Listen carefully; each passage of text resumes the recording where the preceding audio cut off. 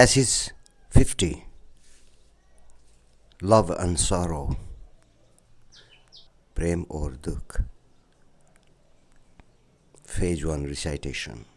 Sorrow and love cannot live together. Sorrow has a motive, self-pity and memory.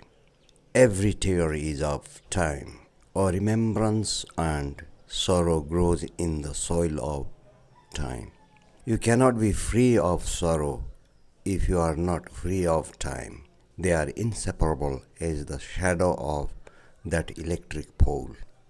Sorrow is in the shadow, not in the fact.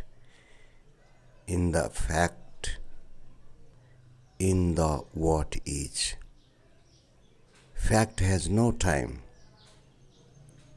but thought about the fact has. Phase 2, translation into Hindi. Sorrow and love cannot live together. दुख और प्रेम एक साथ नहीं रह सकते. Sorrow has a motive, self-pity and memory. Every tear is of time or remembrance, and sorrow grows in the soil of time. दुख का एक मकसद है आत्मदया और स्मृति. हर आंसू वक्त का है. एक याद और गम पलता है वक्त अर्थात टाइम की मिट्टी में. You cannot be free of sorrow if you are not free of time. They are inseparable as the shadow of that electric pole. यदि आप समय से मुक्त नहीं हैं तो आप दुख से मुक्त नहीं हो सकते. वे उस बिजली के खंभे की छाया की तरह अविभाज्य है. Sorrow is in the shadow, not in the fact, in the what is. दुख छाया में है, वस्तु में नहीं, तथ्य में नहीं, जो है उसमें नहीं. Fact has no time, but thought about the fact has.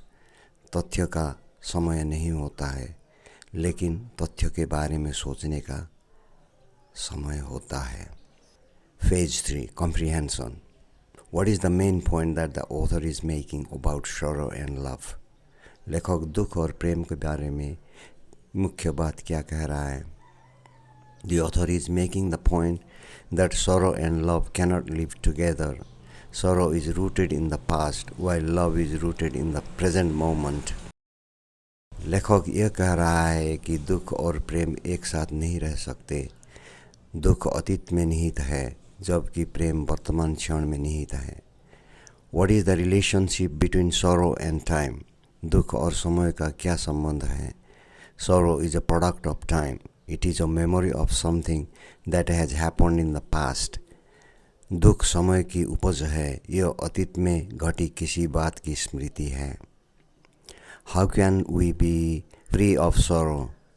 हम दुख से कैसे मुक्त हो सकते हैं? We can be free of sorrow by being free of time. This means living in the present moment and not dwelling on the past. समय से मुक्त होकर हम दुख से मुक्त हो सकते हैं. इसका मतलब है वर्तमान क्षण में जीना और अतीत पर ध्यान न देना. What is the difference between fact and thought? तथ्य और विचार में क्या अंतर है? Fact is what is. Thought is our interpretation of fact. तथ्य तो वही है जो है. विचार तथ्य की हमारी व्याख्या है. How can we experience love? हम प्रेम का अनुभव कैसे कर सकते हैं? We can experience love by being present in the moment and by letting go of our thoughts about the past and the future. हम वर्तमान में मौजूद रहकर और अतीत और भविष्य के बारे में अपने विचारों को त्याग कर प्रेम का अनुभव कर सकते हैं. Thank you for watching, and if you have any points to make or questions to ask, please put down them in the comment section. Thank you again.